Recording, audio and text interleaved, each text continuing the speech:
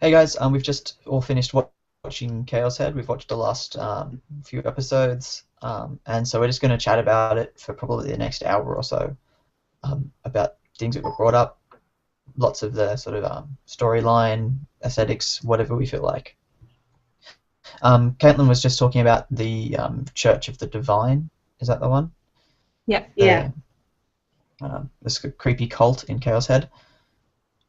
hmm Yeah, I was Mhm. just, as I was saying, in the end, it kind of just ties that in really well with like the science fiction element with Noah, and obviously Noah being that machine.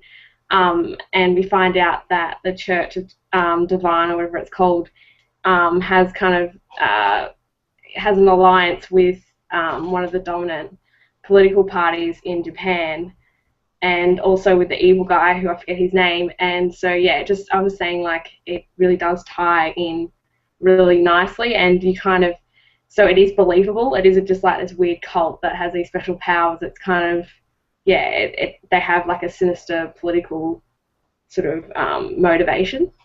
Mm. So they were backing it, weren't they? Yeah, Yeah. they gave the financial backing to the project that was run by. Um, we're gonna need to find out this guy's name. Mm. But yeah, He was, um, but yeah, so he was sort of the mind behind it because he was a gigalomaniac. Um, and then he sort of gives a bit of his backstory towards the end where he's like, oh, and to sort of his motivations. Um, yeah, Genki Norosu, I think that's his name. Right. Uh, Genki? Yeah, Genichi. I don't know how to pronounce it. Um, it's a G silent. oh, but yeah, but he's the president of Nozomi Technology Group. Oh. Um, he started out as a giglomaniac when he was really young. Yeah, he said he started out when he was 10, and then sort of like he has this little spiel towards at the end where he's like he awakened when he was 10, and he had to keep all his powers really quiet. And then he realized that the whole world was just going to destroy itself through greed. That the only way he could do like to stop that was to change people's hearts with the machine. Hmm. So And so yeah, he was going to use like basically, his powers. Sorry, the delay is so bad. I'll Yeah. let you speak, Caitlin. no, I was gonna say, so he became kind of like really disillusioned with the world, and so he thought that he could change it using his powers. So he's basically a maniac, really. Yeah, Yeah, like he wanted to get rid of all the conflict. So there was, yeah, no one could be an individual. I think that. so yeah,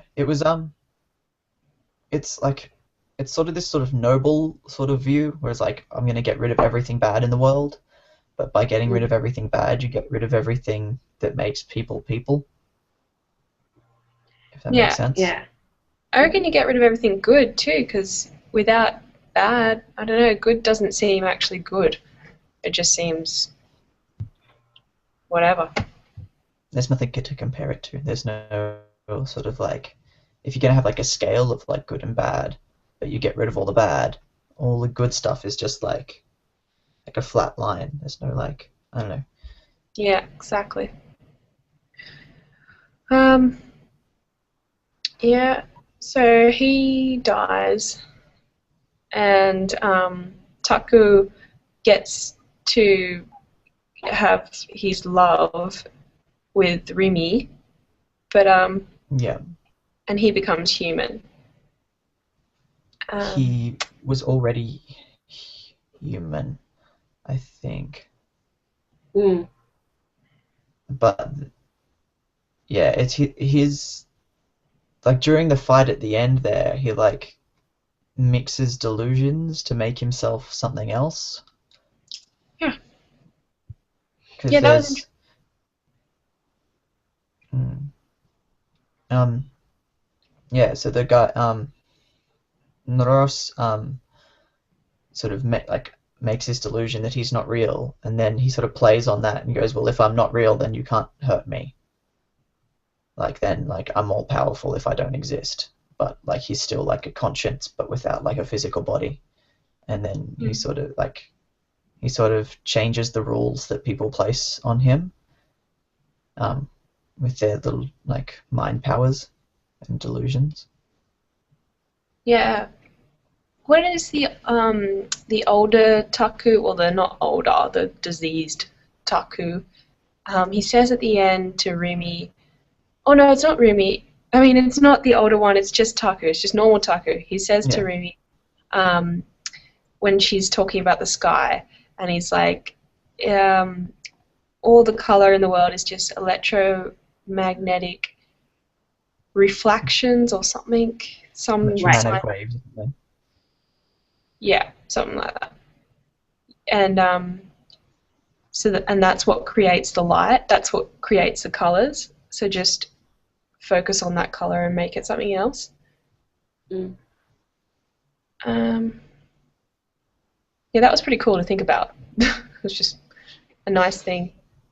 Yeah, because as we find out, Shogun, the old guy, is Taku, and so Shogun, sorry, he ends up, I think, doesn't he die or whatever, and then Taku kind of manages to get his sort of memories, and that's how he's able to like say those words because he knows them because it Mm. was him. Yeah, I think Shogun like Sen is like communicating with Taku like telepathically throughout like the last like he does it like throughout the whole series sort of, um, in like little bursts, but then like the last two episodes he does it a whole lot, and so he just sort of like shows him memories and stuff, Yeah. um,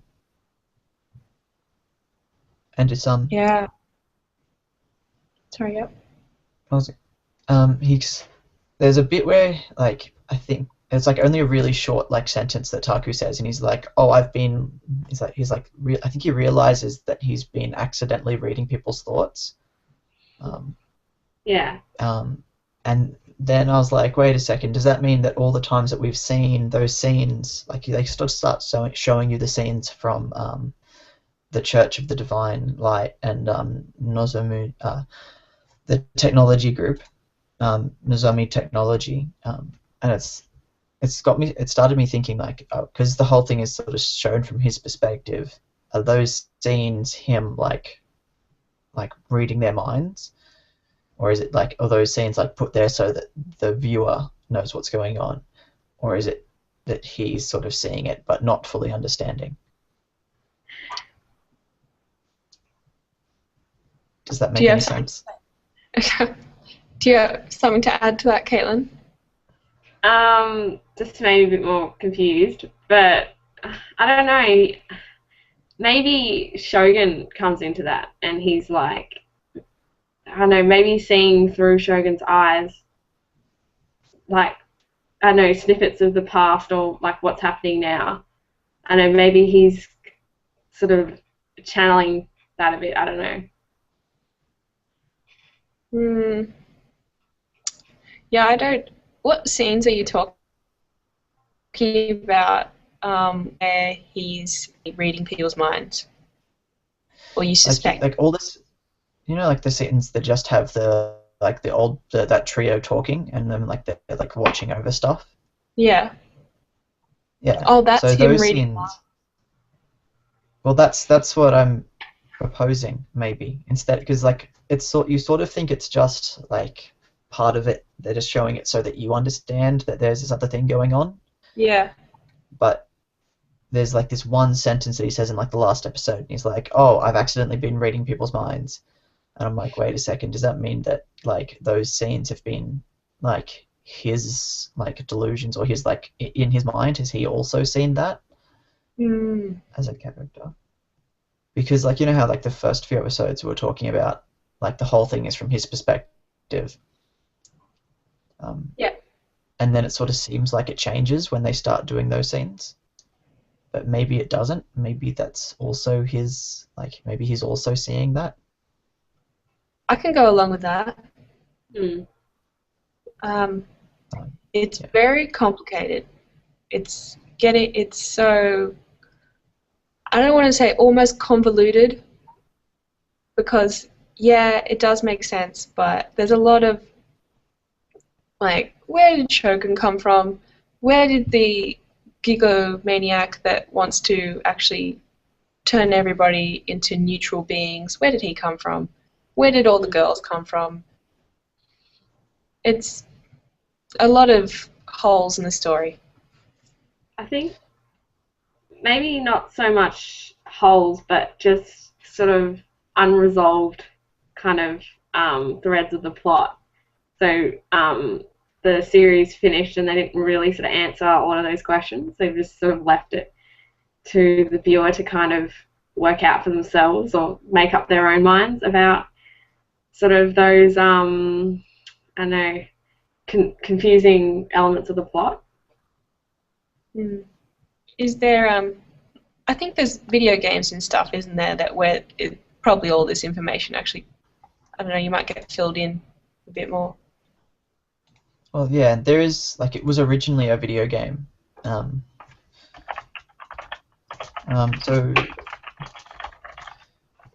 you could watch a walkthrough of it. Like, because you know how people do Let's Plays? I'm sure there's a Let's Play of the Chaos Head like game. So that, the Chaos Head might actually be part of a bigger, like, transmedia storytelling kind of project where, like, the game and there might be other mediums that are being used to kind of actually resolve some of these issues in the plot. So there might be, I don't know, I'm just saying, a comic or something like that, or there might be a blog site that is devoted entirely to dealing with these, like, extra sort of issues in the plot. So you might have to do a bit more research to find out some of the answers. So rather than just, like, expanding on the existing plot line of the series. Yeah, I could probably do that. I might do it. It's pretty interesting now. It's just, yeah, the fact that his powers sometimes seem like there's no boundary, which gives them no meaning, but other times it does kind of give you information of their limitations and how they came about, so you do get a little bit of meaning about what it is. I wouldn't be surprised if like, we found some kind of, like, fake site for the, like, technology group that has, like, further explanation on what the company was doing or whatever. Like, I can just envision this as being something like Doctor Who or, like, Lost, like, transmedia project. I just would be surprised if there's more media that is, like, trying to answer some of these questions. Yeah, for sure. There's probably a whole society. Nozomi Technology is a real company in the United States. Oh. Are they evil? I don't know. But there's lots of they're in Utah. I don't know. It doesn't look like they have a website. It just looks like there's lots of, like, things talking about them. And it's all to do with getting a visa into the United States. It's like, if you want to get into the United States, apply to work at Nozomi Technology. This is weird. This is super weird. I think it's just like, I don't know. Nozomi. It's weird. Why don't they have a website? That's weird. Like all of the things linking to and talking about this Nozomi technology incorporated is about getting like a green card to work in the United States. It's like Nozomi technology has a history of filling labor condition applications for visa and labor certifications for green cards from different fiscal years. Well, it doesn't sound like they're trying to take over the world. Well, that's good. I'm glad. That's yeah. Mm. But I'm also sort of. yeah. I was going to say I've also got someone playing through the game just on the side here as well, and it's like the exact same animation as like the anime series we just watched. Like the anime series has not changed anything. That's so cool. Like, That would look like it looks so cool. Yeah. Um, So we should talk about that a bit. I don't know, maybe just what we like about it, why we like it. Is there anything, I don't know, I just like the way it looks, and I love all the close-ups. And, yeah, animation doesn't really show that many close-ups, and it's like, yeah, just really good, nice close-ups, and then really beautiful long shots, and, yeah, it's cinematastic. Cinemarific. Cinematic? Cinematic, yeah. No, it's just cinefantastic. Is that what you called it? Yeah, that's a great word. I couldn't quite put that together. Yeah, cinematastic. I don't know.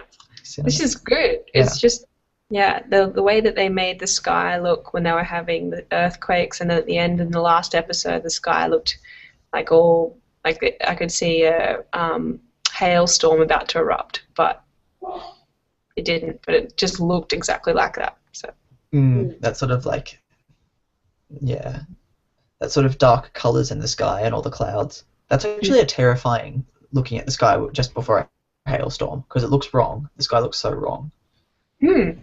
Yeah. So I guess they played on that, like when the sky doesn't look blue, like you have this, it's like a weird uneasy feeling, if that makes sense. Yeah.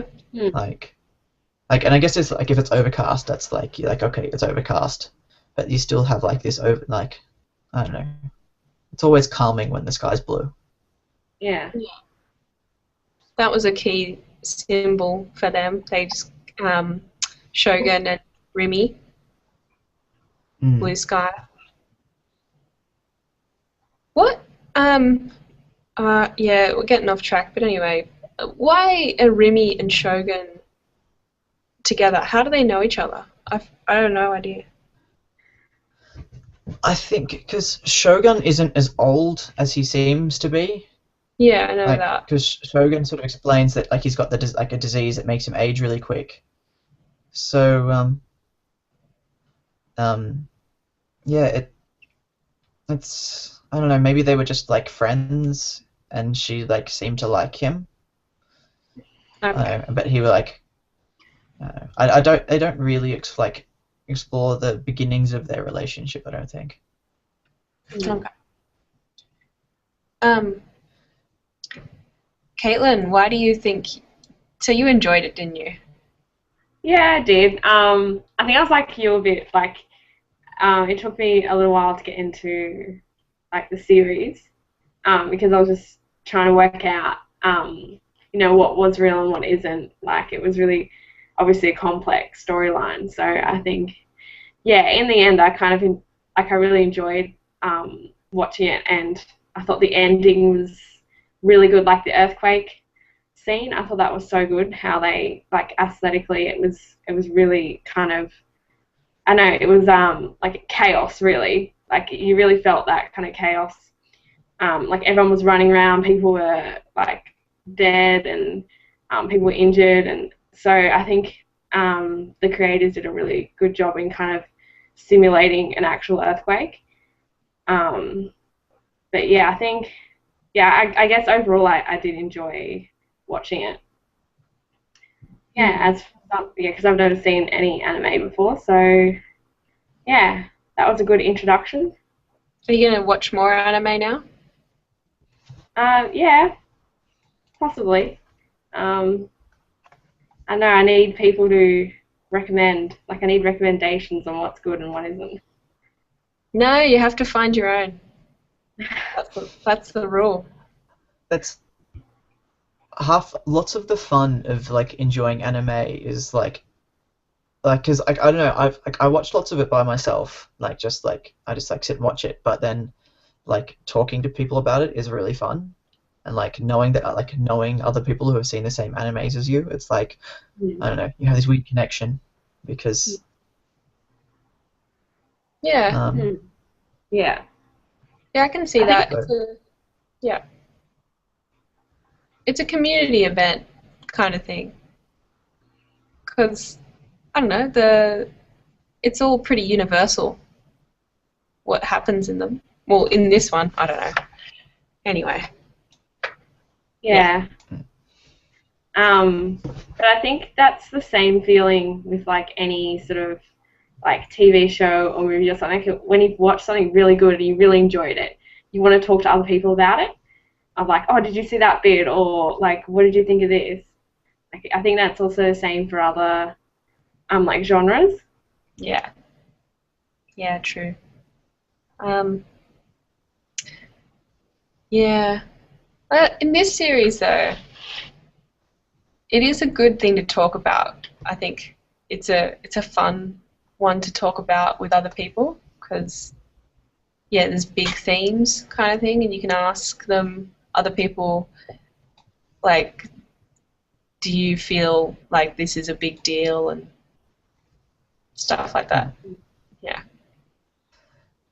I think it's like when stuff brings up like seriously like philosophical stuff, it's like I don't know, it's like it's That's let's what I was just trying talk to get about away like no from. because like no, but that's like so much of it though. There's like the whole story is all about like it's all about like what makes you real, how you relate to other people.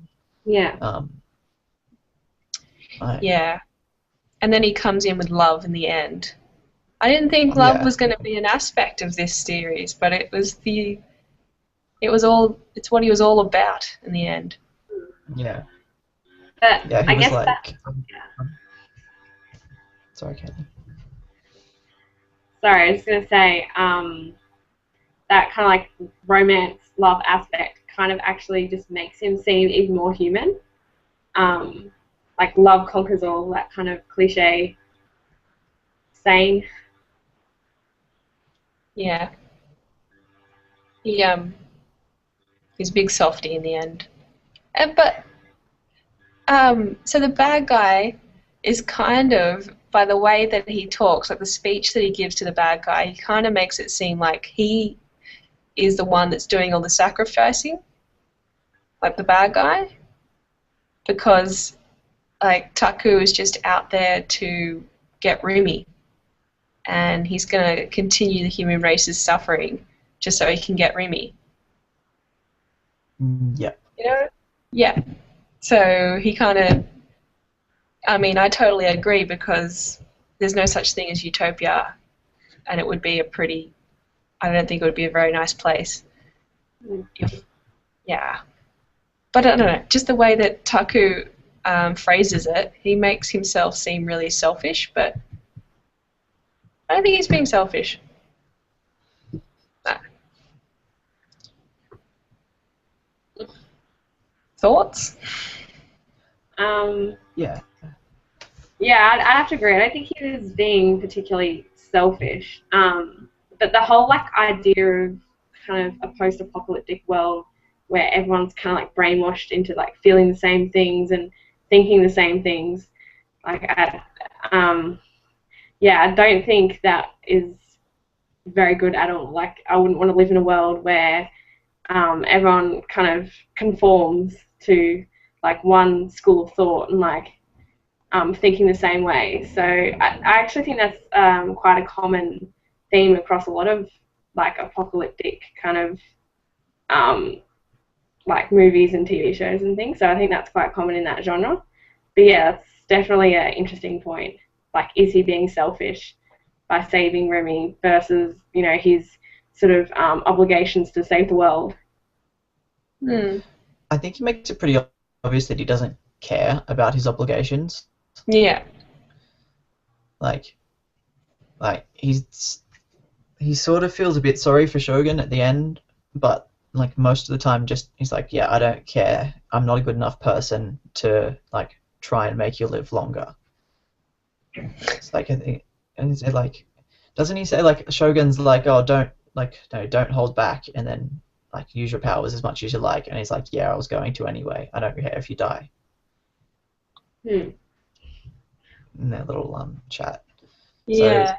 So I think once he realizes that once he like sort of comes to that weird realization that he's a delusion, but he's like a delusion from someone else, he sort of stops caring about his actions. That's when he gets the sword. Yeah. Well. So he's like, screw it, I'm doing what I want now, and sort of starts making his own decisions for himself. Yeah. It's like he has an existential crisis a little bit. Yeah. Probably a little bit, but yeah. A little bit. Yeah. Yeah. I think that's linked to what they reference as the awakening, like he's become awakened or whatever. Like I think that part of that is like him realizing that he's got like let go and sort of do what he has to do, if that makes sense, and like that's when he gets the sword. So yeah, like he realizes that he's just a delusion, and that's kind of part of his awakening. Yeah. Realizing that he's nothing, but that is a great power. That's a great power to realize that you're nothing. I don't know. Yeah. Yeah. It does Sounds my like head in a little bit. Yeah. It sounds like philosophy class again. Like, you can just say random things like that, and you're like, that's right, isn't it? And people are like, yeah, I guess. Kind of. Yeah. Philosophy was fun like that. Yeah. There's one thing that I don't know, because I haven't got much to compare it to for anime, the only thing I've really got is Sailor Moon. But the characters in Sailor Moon and the characters in this one, you get to know a little bit about them. Well, Sailor Moon had heaps more episodes, so you got more information on the characters. But this one is the same. Like, they give you really great, distinctive characters that are all pretty different, and they've got heaps of room to be really deep. Like, you could go into each character, but you don't. Like, in this one, you didn't. Like, it gives you these really deep characters, and you're like, cool, I want to, like, the girl with her father, the one that's religious but's in a band, and then the one that talks in her head and then somehow finds a way not to do that.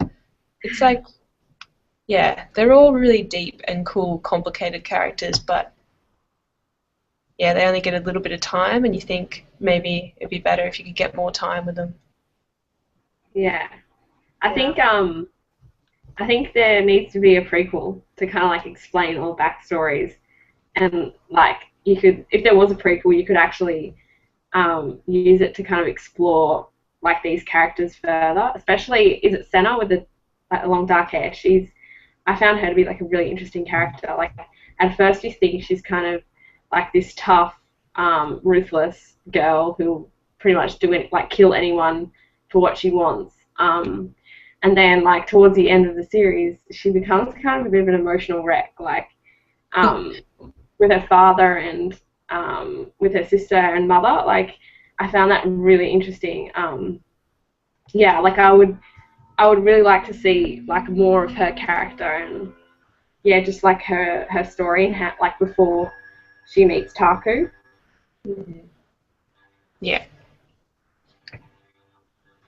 Yeah, we're being a bit judgmental, but I agree with you too that she seemed like an emotional wreck. That's not very nice, but yeah, I know what you mean. Yeah, but it sort of makes sense. She sort of I think she's been a part of the story for longer than anyone else, if that makes sense. Like, it's if you were gonna look at it from her perspective, like her story starts really early because like her whole family was involved, and then she has this sort of like she escapes and has this sort of like angsty quest to go and find her father and kill him to like get back at him. Mm. But you just sort of meet her sort of towards the end of that. Mm. So, what were your final thoughts on it, Nathan? Because you've already been through it.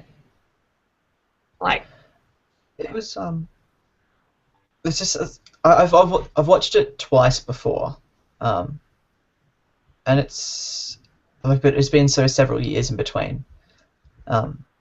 So there were some things I'd forgotten, and other things that I sort of just was reminded of as it went through. But I think it's all the same feelings, like the same ideas of. I don't know. I really like to focus on sort of how he goes through this stuff to sort of give his life some meaning, and sort of comes to an understanding of his existence,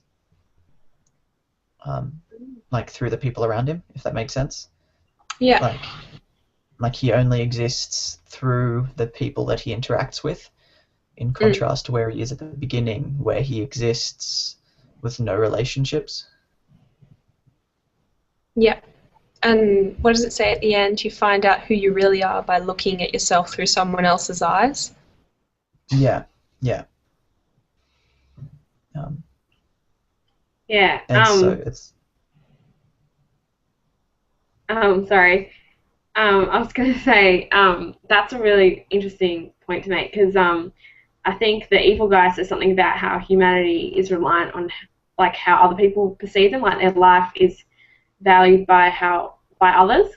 So yeah, that's just an interesting point about or like theme about how do we value life and like the preciousness of life and that kind of thing, and like Taku who like only existed because of like a delusion, is his life just as valuable as everybody else's?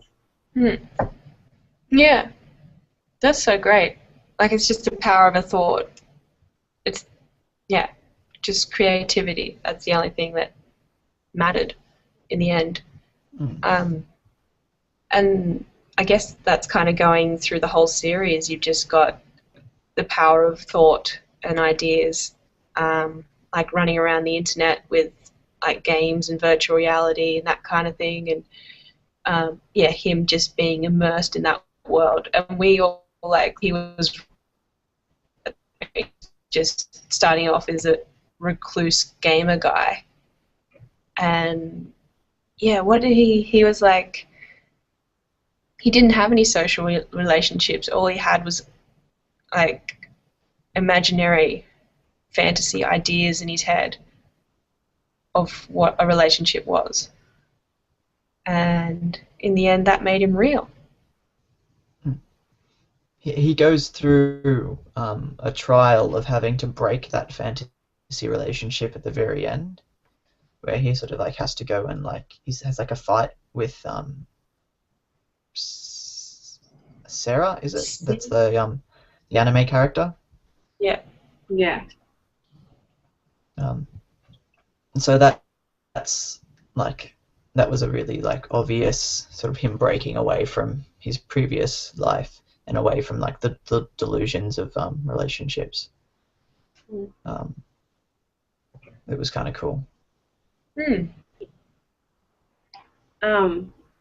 Just on that point, the bad guy, he actually says, like, because when Taku is coming after him and trying to save Remy, he says, the bad guy says something about how Taku has to face a test, and the test is to like fight against like the temptation of just like going back within himself and like living within his like delusion of the anime girl. Where? The delusion where he's happy and safe. Mm. Yeah.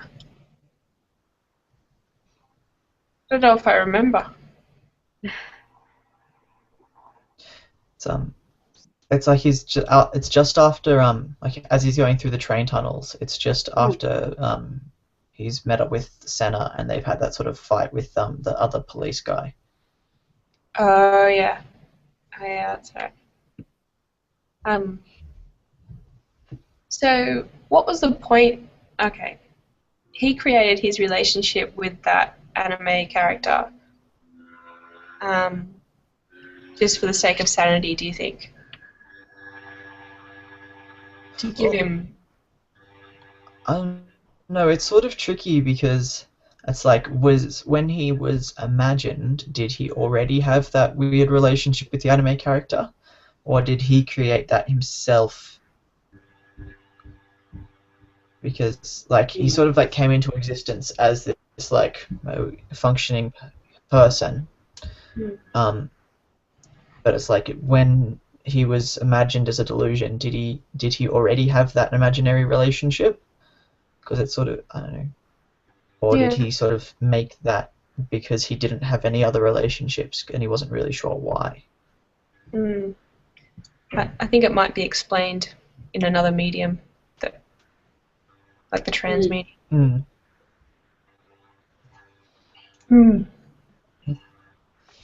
So, I'm just watching some of the guy play through it at the moment, and the animation style, like as you're playing, is like a bit more like 3D animation, but then it's got like bits of like the 2D anime as well, like stuck through it. If that makes sense. Yeah. So is he a gigomaniac? Anyway. Is he a gigomaniac in the game? Yes. Huh.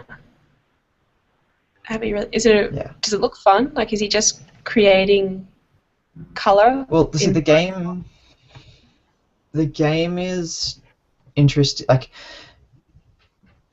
I don't know. It's a weird game because it's not like you'd expect a game to be. It's not like the Silent Hill game where like that you walk around and that sort of thing. But it's more of you sort of sit and make decisions. It's like literally like you're watching. It's literally like watching the anime, but through his eyes. Sounds okay. Because there's like bits. Like the scene here that I'm watching at the moment is just him having that first conversation with Grimm, like online. Like in the very first episode, he's like like you sort of see him in his little container, and he's just like hanging out in his and so you just get to choose like little bits and pieces, but you're sort of just like sitting through the story. It's an interesting style of game. Yeah. So, I guess from this whole experience with anime, I've found out that it's a lot deeper than just cartoons. They cover, well, in this one, I'm expecting it to be in other animes as well, for them to be some pretty big issues, because there seems to be a tendency to gravitate towards like adult themes. It's like they're trying to, I don't know, push through the cartoon stigma. Like, like just because it's a drawn thing doesn't mean that it's just going to be trivial. It can be really serious and interesting and multi-layered and just great. Yeah, maybe it's sort of designed to sort of reach a broader audience, like a more of a mature audience, as well as like younger audiences as well. But I think that's quite common in like some like animation, like non-Japanese animation, where like if you look at The Simpsons, for example, like young kids would watch that, but then adults would watch it as well because they would find different meanings from it. So there would be like lots of undertones that only like adults and like people our age would like get, whereas like a 12-year-old may not. So maybe it is trying to like target more than just a particular audience. Yeah, I couldn't see a 12-year-old watching Chaos Head. True. I don't know. Not much. Yeah, they're definitely adult cartoons. Like, Hmm. like But the not- whole, I don't know, like the whole idea that cartoons are dedicated, like are for the children. I don't know if that's like just a thing that you sort of like you grow up watching cartoons, so you assume it's for like being a kid. But these are really serious. These are really adult, borderline. They're so, like, a bit boring, basically, for a kid. Or terrifying. I don't know. No, kids are so desensitized now. Yeah, they can handle anything. Maybe not a 12-year-old, but like someone, under the age of 18, to put it more sort of, like say a 17-year-old or a 16-year-old might watch this. But then again, they would have a different interpretation on what the series is about compared to, say, us or someone in their 40s. Yeah. I think a 40-year-old would like this a lot. Mm. But also I think a 17-year-old would like it a lot as well. And, like, even, Nathan, you started watching it when you were 17, weren't you? Yeah. Yeah, pretty much. Yeah. I think Yeah. so. So, like, any insight as to why it's 17? Or was it just because you were hanging out with those people? Like, you had friends that... I had lots of friends who were watching anime and stuff, and so that's what I was doing. Yeah. But also I was just, like, I had a lot of, I was trying to escape from doing the HSC. So, because I was doing the HSC when I was 17. So, like, a lot of my time was spent in like weird anime delusions without having to deal with the reality of doing the HSC. And so when I watched this and he was like escaping into delusions all the time, I'm like, oh my god, it's so meta. Fair enough. Yeah, I was watching. Gotta love the Yeah, HSC. so I was yeah, my little brother's about to do it as well, so yeah. Yeah. But yeah, that was the feeling I got. It was like the main character constantly sort of tries to escape into like little safe delusions, and I was doing the same thing the whole time as I was watching it by watching it, and so I don't know. It sort of that sort of got me hooked. Yeah. And then it got all crazy. Yeah.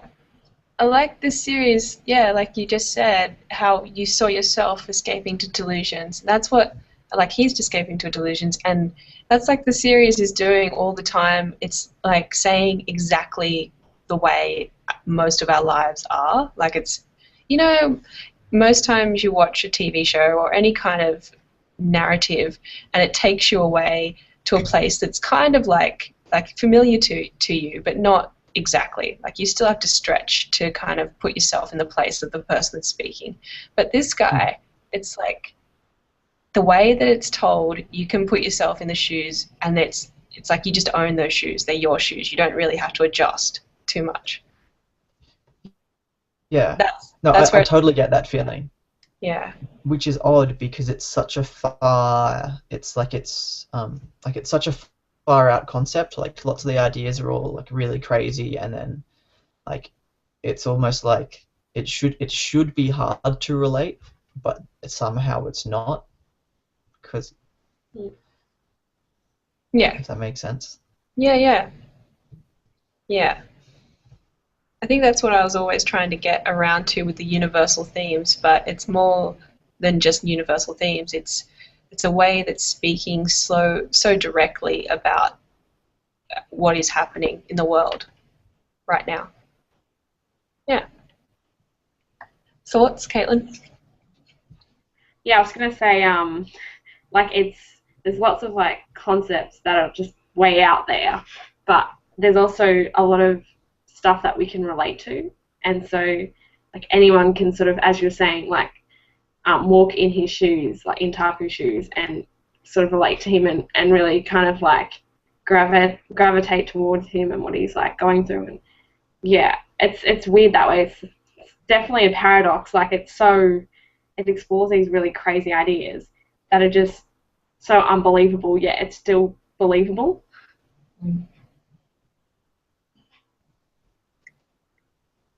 Like it's too believable. It's too close to home. That's why it's scary, I think.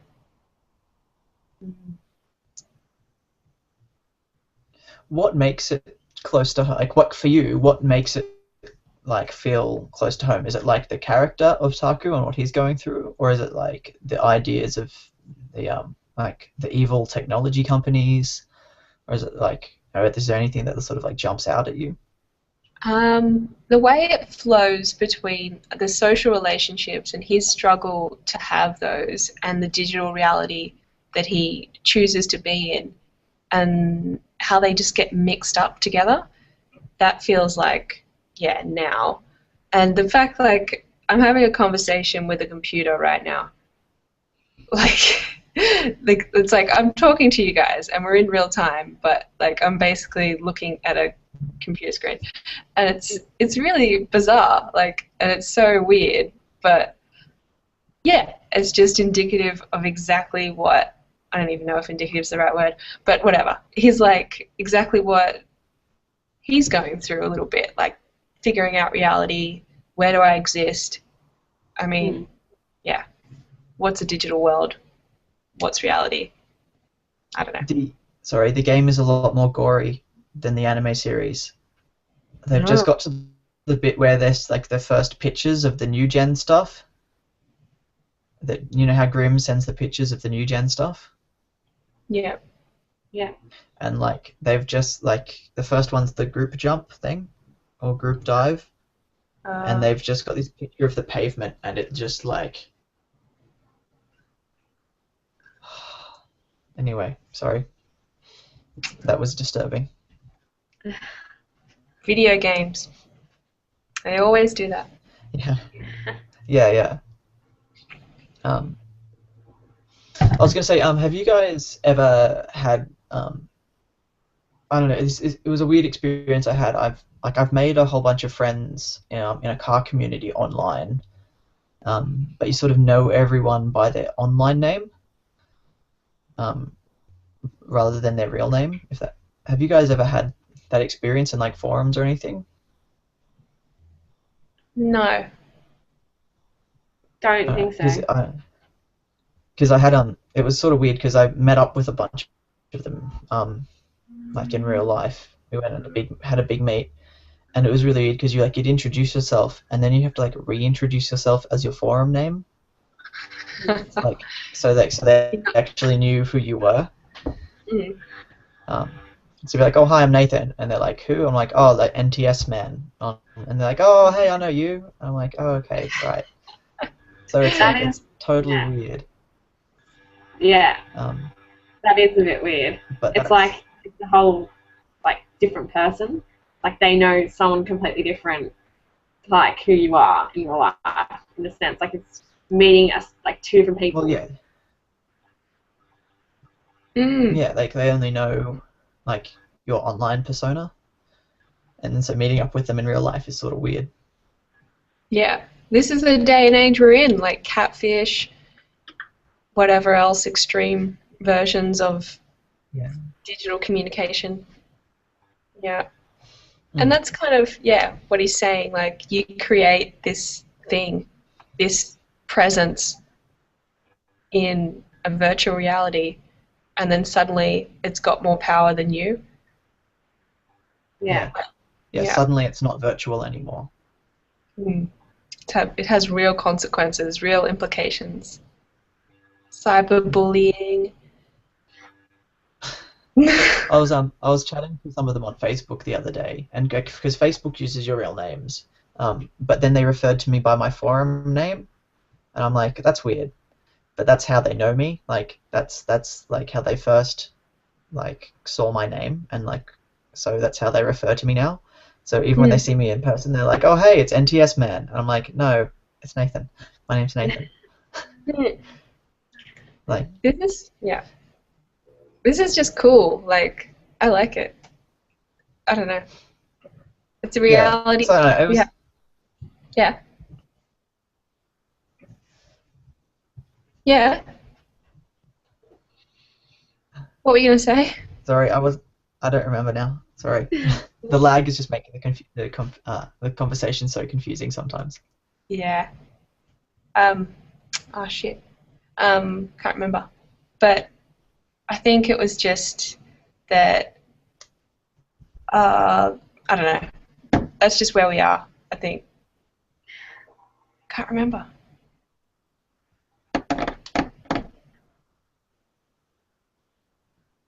I don't know. Yeah, like we have a reality that we can control online, and we can create this thing, and then oh yeah, like it's a universal problem, but it's also a universal like treasure.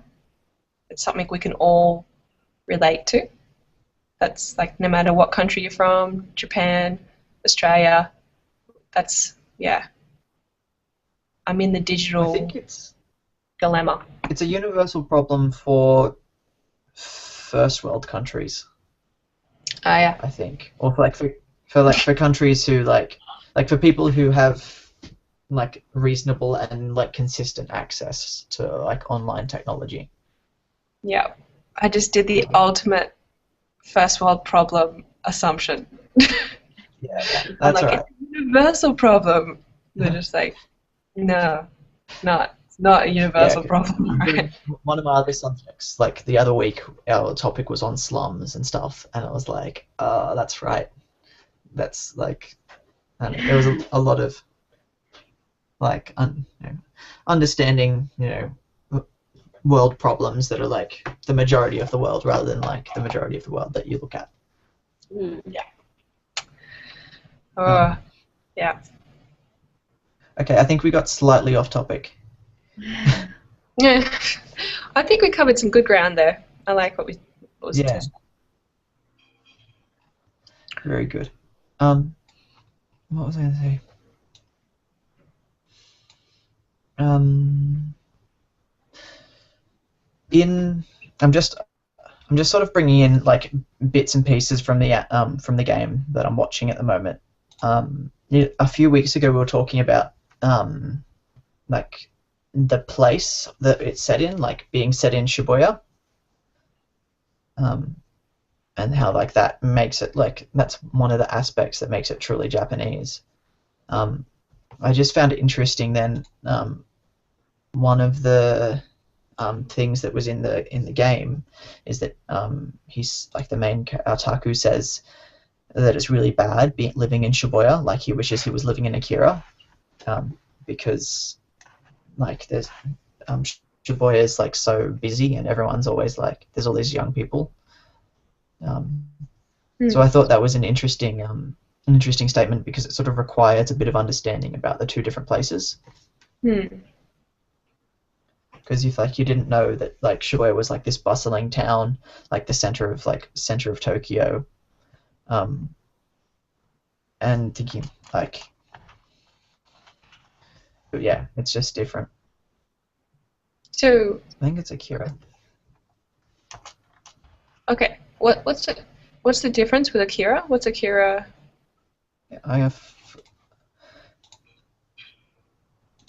I've forgotten what it was. I don't know if it's Akira now, but it was like it happened ages ago. But it's another one of the Tokyo like provinces in Tokyo, I think.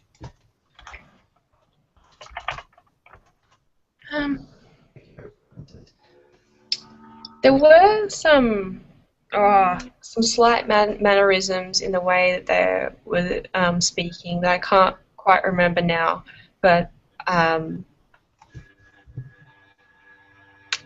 don't know. But I've studied a little bit of Japanese. Like I tried to do like a beginner's level, learn how to speak Japanese, and there was just a little bit of the communication between. I think it was when they were having the fight scene or something um,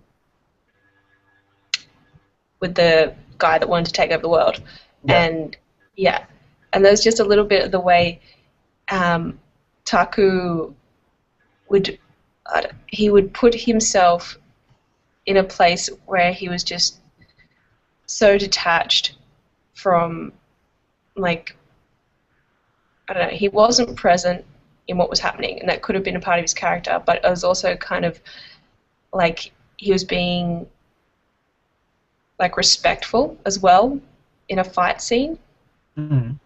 and it was like I was like, that seems Japanese to me, like just like polite, respectful distance, even with your enemy, and yeah, I was just like, that seems like intelligent. Like, I think that's a smart way to handle your enemy, to like cover your emotions. But it wasn't like he wasn't emotional. He was still emotional, but he was just keeping them intact. And I was like, that's a Japanese thing, maybe. Yeah. I don't know. It seems sort of I think that scene really confuses me because it's difficult to see, like, to figure out what is his thoughts and what thoughts are sort of being put into his head by the machine and by the other dude. No. Because like during that fight scene, like his thoughts are being manipulated a lot by the Noah 2 machine and by Nuros. What's his name? Yeah, yeah. Um, and so Yeah.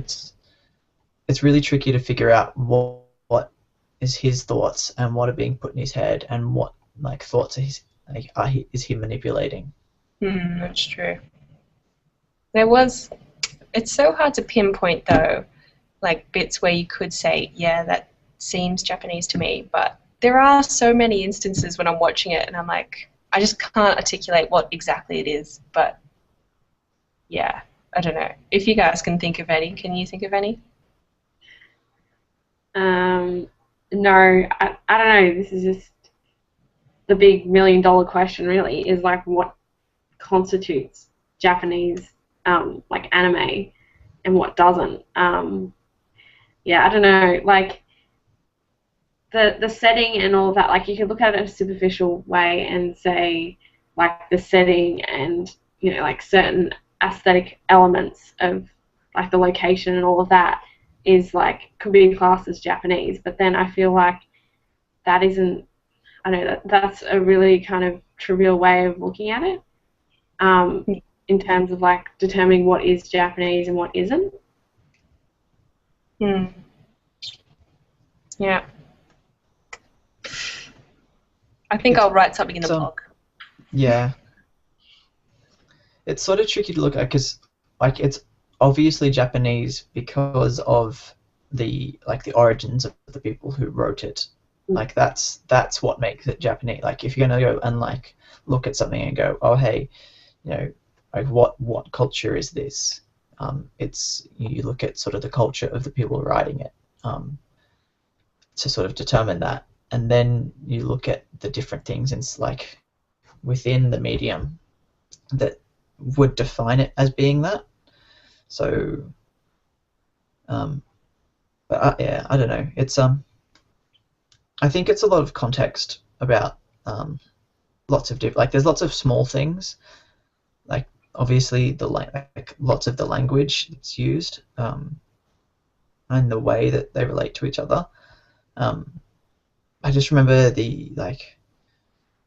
one of the scenes early on where his little sister sort of like bursts into the container and keeps on screaming like Oni-chan, which is like a sort of like an annoying way to say brother in Japanese, and that's sort of just I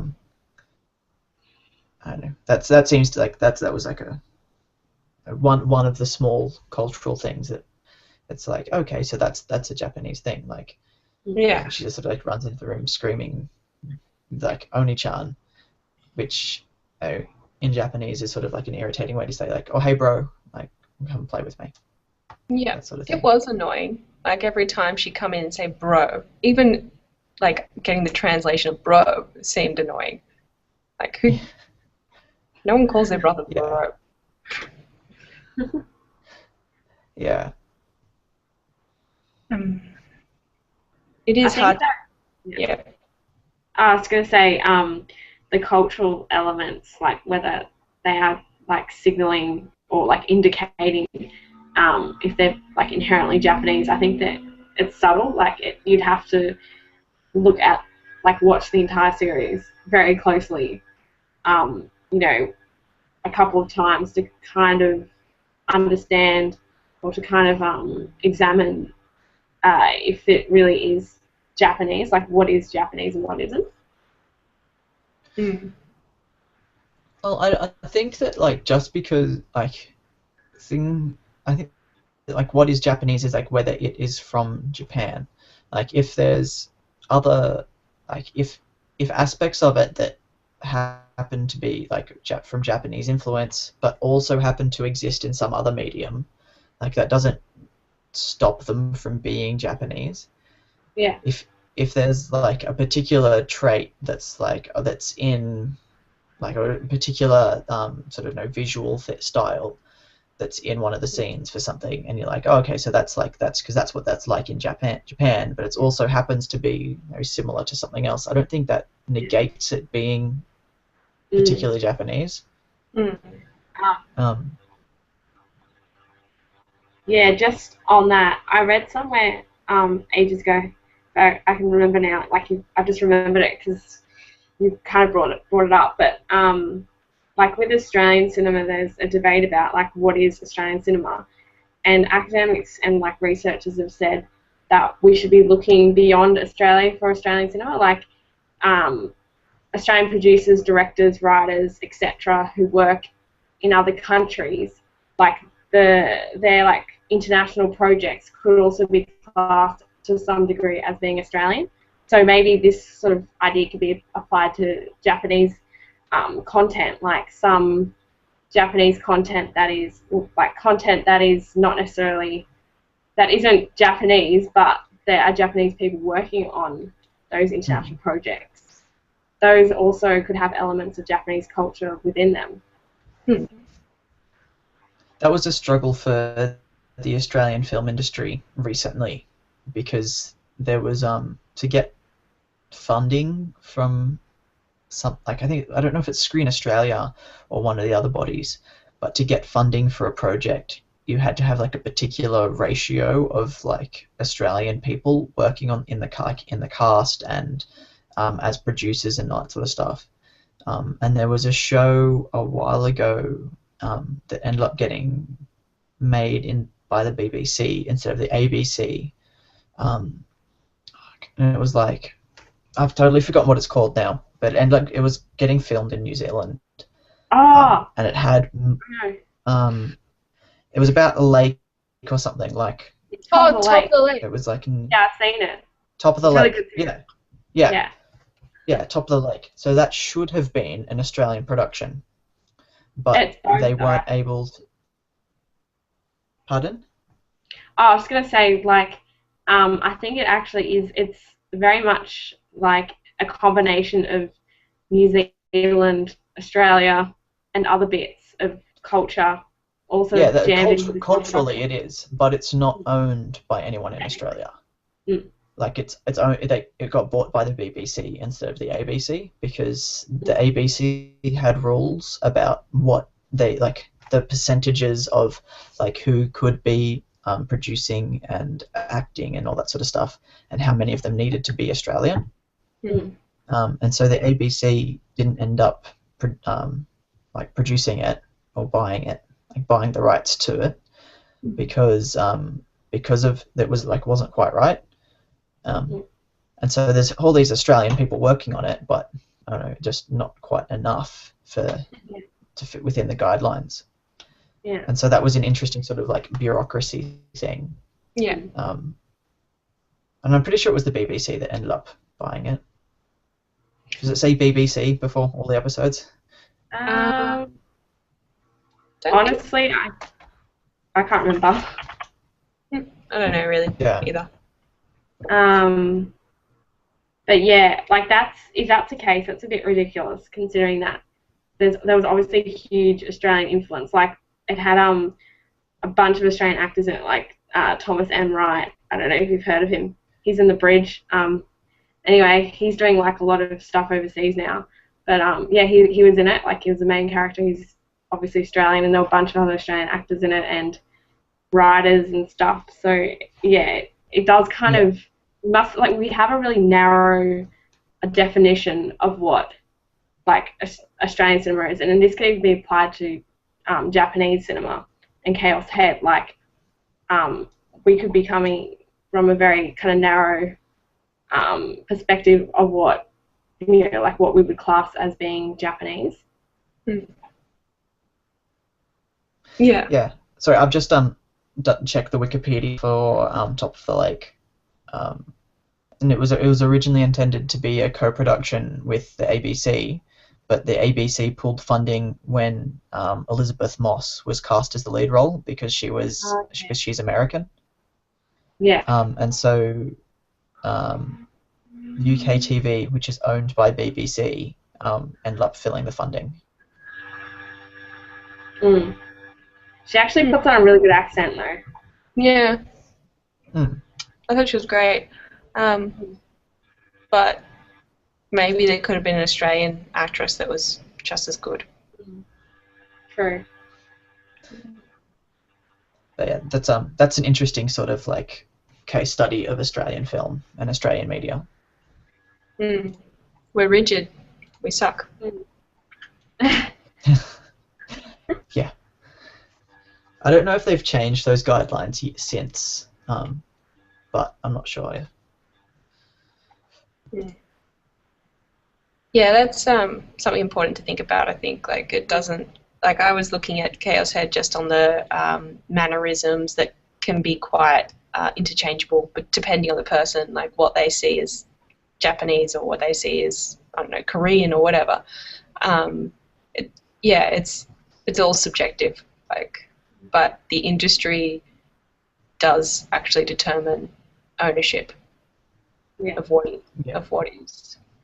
Yeah, I was actually I was talking to you about this in the shoot the other week, and about how like Japanese cinema in particular. I don't know. This will probably apply to anime as well, but in terms of the film industry, Japan is very insular in their policies, so they actually try to limit like all the films that are made. Like they want all the films to be made by Japanese in Japan. Like everything has to be Japanese, and they're very hesitant to participate in co-productions with other Asian countries. They've got very insular policies in regards to how they, govern their national film industry. It's very much for domestic markets. So that could also be a factor in anime and in particular like Chaos Head as well. Yeah, I'd say for sure. It is interesting how they have something to protect. Like they want to keep it onshore as much as possible. Australia doesn't seem to have that problem as much. I think though that Australian like cinema and like the Australian film industry and Japan definitely have like similarities in terms of our mindsets. Like it appears that we both kind of have these protectionist kind of policies where we want to like keep it in Australia or like in Japan. Yeah, everyone is, I guess, trying to survive just against America as much as they can. I think Japan has a sort of really serious story of sort of cultural loss, if that may. Because after World War II, they sort of like there was like a struggle to rebuild what it was to be Japanese. And then there's a lot of writing and sort of academic research and writing into culture loss, especially like especially in relation to Japan, Mm. which is really interesting because you think like from outside you look at Japan, you go, that's this really strong, weird, crazy culture that's totally different to everything else. Um, but then there's like this sort of undertone of Japan trying to recreate itself, Mm. like trying to recreate a culture that's like inherently different to what's around it. Um, Mm. Yeah. so yeah, that's a really interesting like sort of cultural story. Mhm. Yeah. Because post World War II, the younger generations in Japan, they wanted to kind of get away from like the aftermath and the fallout of World War II, and obviously Japan being involved in that, and they actually sort of started to embrace a lot of like the culture that was coming from America that was like flowing into Japan, because obviously America did occupy Japan for a while post World War II, so like the younger generations were kind of like embracing American imperialism, and like the cultural products that were coming into Japan via the US. So there was a heavy US influence in Japan. Hmm. Yeah. I don't think Japan would be the only place that was getting a heavy US influence after World War II, but probably one of the most hit. I don't know, actually. Yeah. I think they were the most hit because the US actually occupied them for a while, or for like a brief amount of time post World War II. So I think they were like one of the most, I guess, heavy hit countries in terms of American culture. Yeah. I don't know anything about it, really. um, it is kind of interesting to note, maybe, that America has taken so much of their horror to incorporate into their own horror market and made a killing off it. Yeah, that would suck, I guess. Like, yeah, they have these fantastic ideas for horror and it just gets used up by another country. Yeah.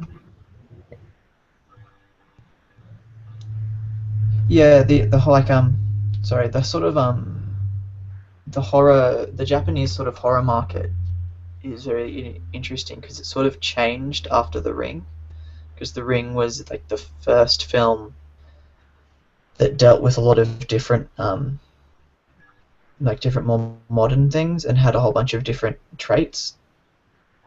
Um, and then there's a lot of films following that, even from within Japan, that really follow like all the same tropes, like the like long-haired, like pale chick who's terrifying and kills everyone. Like that seems to be like that's a theme in like too many Japanese films that sort of like trailed on from that. Mm. Um, That's alright. I haven't got anything. so yeah. Yep. Did I send you that essay on like the curse of J horror? No, Uh, don't think so. I'm gonna have to try and find it again and just, put it up on the Google Doc.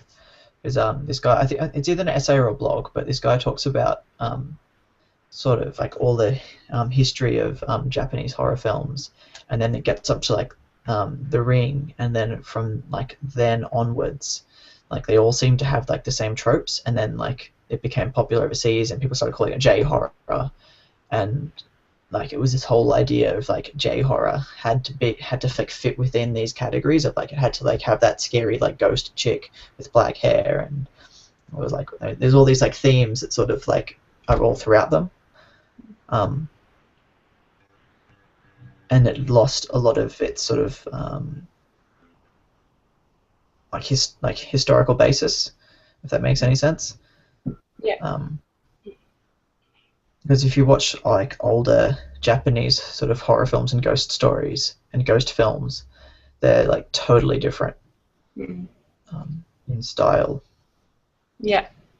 and themes. So this was a money-making formula that they came up with, and they just didn't want to mess with it.